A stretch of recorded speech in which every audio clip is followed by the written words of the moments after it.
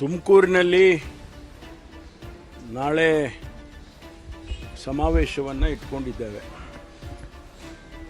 ಇದರಲ್ಲಿ ಎರಡು ಭಾಗ ಇರ್ತಕ್ಕಂಥದ್ದು. ಒಂದು, ಕಂದಾಯ ಇಲಾಖೆಯಲ್ಲಿ ಸುಮಾರು 1,52,000 ಜನರಿಗೆ, ಫಲಾನುಭವಿಗಳಿಗೆ ಹಕ್ಕುಪತ್ರಗಳನ್ನು ಕೊಡ್ತಕ್ಕಂಥ ಕಾರ್ಯಕ್ರಮ.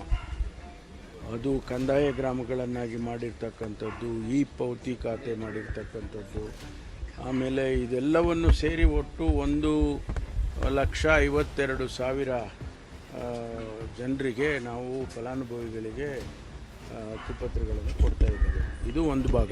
ಎರಡನೇದು, ನಮ್ಮ ಸರ್ಕಾರ ಅಧಿಕಾರಕ್ಕೆ ಬಂದು 3 ವರ್ಷ ಆಗಿದೆ.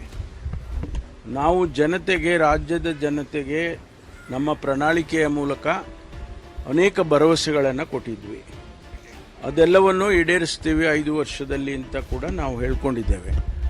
ಈ 3 ವರ್ಷದಲ್ಲಿ ಏನೆಲ್ಲ ಮಾಡಿದ್ದೇವೆ ಅನ್ನೋದನ್ನು ಕೂಡ ನಾವು ತಿಳಿಸ್ಬೇಕಾಗ್ತದೆ. ರಾಜ್ಯದ ಜನತೆ ಅವರಿಗೆ ಅದನ್ನು ತಿಳ್ಕೊಳ್ತಕ್ಕಂಥ ಹಕ್ಕಿದೆ ಅವರಿಗೆ. ಹಾಗಾಗಿ ಅದನ್ನು ಕೂಡ ನಾವು ಈ ಕಾರ್ಯಕ್ರಮದಲ್ಲಿ ಮಾಡ್ತಾ ಇದ್ದೇವೆ. ತವರು ಜಿಲ್ಲೆಯಲ್ಲಿ ಆಗ್ತಾ ಇದೆ, ಎಲ್ಲ ಒಂದು ಕಡೆ ಪರಮೇಶ್ವರ್ ಅವರ ಶಕ್ತಿ ಪ್ರದರ್ಶನ ಆಗ್ತಿದೆ ಅನ್ನೋ ಚರ್ಚೆ. ಇಲ್ಲಿ ಯಾರ ಶಕ್ತಿ ಪ್ರದರ್ಶನವೂ ಇಲ್ಲ. ಇದು ಸರ್ಕಾರದ ಕಾರ್ಯಕ್ರಮಗಳನ್ನು ನಾವು ಅನುಷ್ಠಾನ ಮಾಡಿದ್ದೀವಿ ಅಂತ ಹೇಳೋದು ಬಿಟ್ಟರೆ, ನನಗೆ ವೈಯಕ್ತಿಕವಾಗಲಿ ಅಥವಾ ಬೇರೆಯವರಿಗಾಗಲಿ ಅದು ಆ ರೀತಿ ನಾವು ನೋಡೋದಿಲ್ಲ.